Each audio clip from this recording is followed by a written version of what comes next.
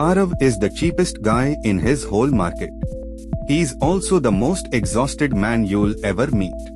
12 hours a day, phone always ringing, always busy. And at the end of the month, almost nothing is left. Being the cheapest didn't make him rich. It made him tired. Here's the uncomfortable truth about how he set that price. He didn't calculate it. He was scared of it. Every price he quotes, one thought runs first. What if they say no?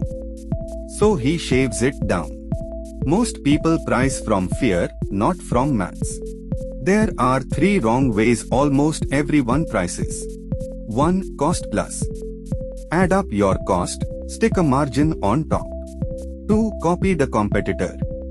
Look next door, then go slightly lower. 3. Guess. Pick a number that feels safe to say out loud. Notice what all 3 have in common. Not one of them asks what the customer actually gets. Start with cost plus, because it sounds so sensible. It cost you 600, so you charge a bit more. But your cost is your problem, not the customer's. Nobody has ever paid extra because your rent went up. Cost tells you your floor. It never tells you your price. So flip the question completely. Price is not what the thing cost you. Price is what it's worth to the person buying it. A bottle of water is 10 rupees at a shop. And 200 in a desert. Same bottle, different worth.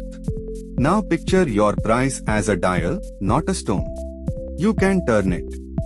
Almost nobody ever does.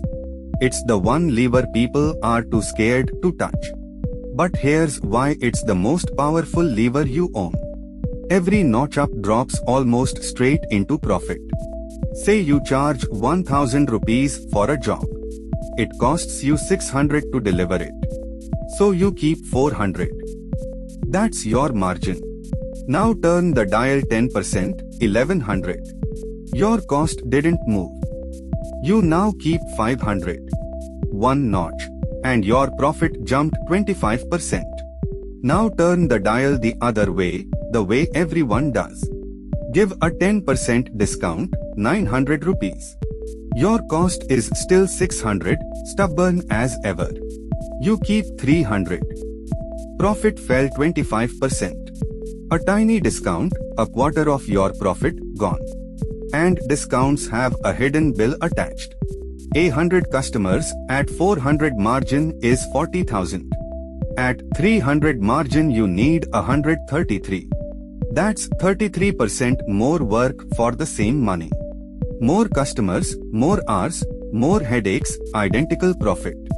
But volume isn't even the real cost of discounting. The real cost is who a low price brings to your door. Cut your price, and you don't attract better customers. You attract people who only care about price. And people who only care about price are never loyal. Every business owner knows this creature. The customer who pays the least demands the most. Endless calls, endless changes, endless bargaining. Then leaves a bad review, then leaves for someone cheaper. Your cheapest customers are your most expensive customers. Now the part nobody warns you about, in a good way. Your price is not just a number. It's a filter. Raise it, and the bargainers quietly disappear.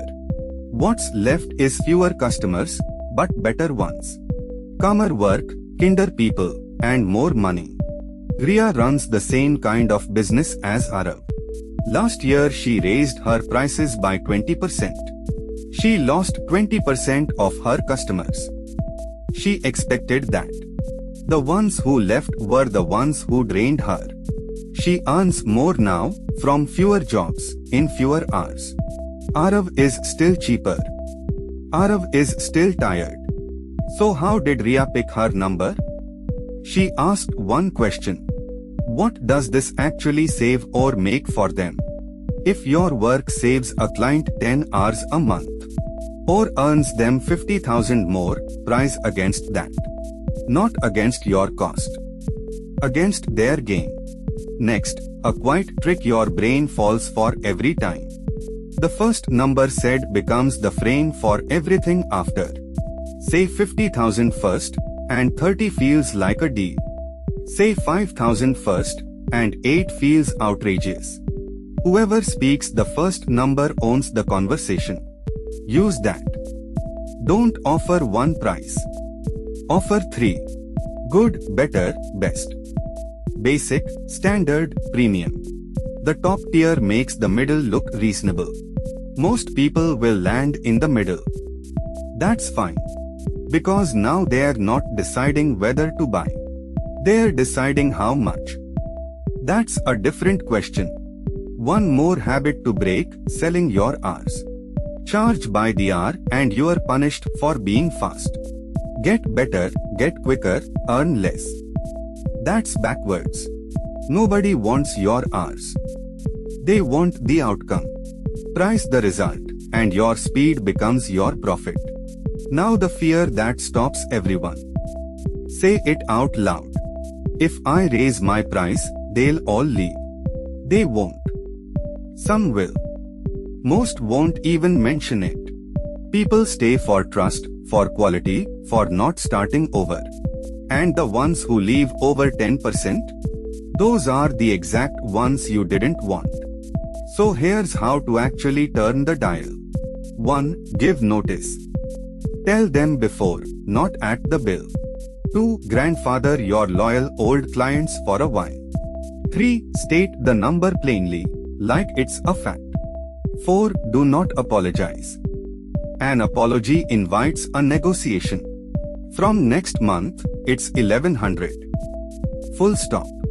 Still nervous? Then don't do it all at once. Quote the new price to new customers only. Your existing ones don't even know it changed. 10 new quotes will tell you the truth fast. If they keep saying yes, the dial goes up again. And then the hardest skill in all of pricing. You say your number. And then you stop talking. The silence will feel like it lasts an hour. Most people panic and fill it with a discount. But I could do it for 900. Nobody asked. Don't negotiate against yourself. Let them answer. Zoom out and look at what cheapness really is. Competing on price is a staircase going down. You cut, they cut, you cut again. There is no bottom step where you win. There's only someone willing to earn less than you. Here's a test you can run this week. When did someone last say, "That's expensive"? If literally nobody ever says it, you are too cheap.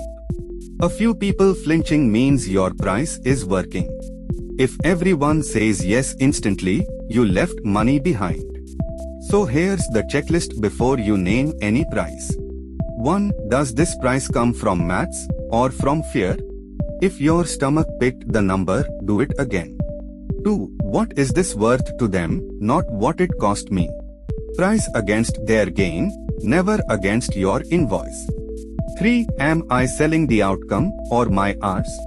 The result is the product. The hours are just how. 4. Does a discount buy me anything real? If it only buys worse customers, it costs you twice. 5. Has anyone said expensive lately? If not, the dial has room. Turn it. Aarav finally did it. 1 notch. 10%. 3 customers left. He didn't chase them. They were the 3 who called him at midnight. The rest didn't blink. He works less now. And for the first time, money is actually left over. Your price is a dial, not a stone tablet. Almost every notch up is pure profit. Every notch down costs you a quarter and buys you monsters. Charge what it's worth. Then be worth it. If this made money make a little more sense. That's exactly why this channel exists. Subscribe and go turn the dial.